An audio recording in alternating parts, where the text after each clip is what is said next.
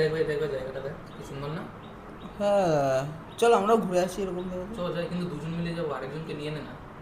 আরেকজনকে নেব আরে কিন্তু তোর ওই বন্ধুটা আছে না, কেন না, সৌরভ সৌরভ।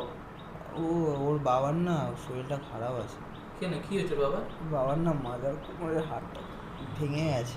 মানে মাজা ভেঙে গেছে, মানে কি হয়েছে? আরে আমি জানি না, ও আমাকে বলছিল যে মনে হয় কোথা থেকে চোট লেগেছে মাথার, তোর মাজার হাড়টা একটু ক্র্যাক হয়ে গেছে। ভাই চিন্তা করছিস কেন, আমি আছি তো।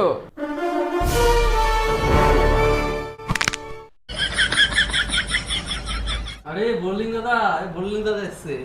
কেন ভাই, কি হলো গো?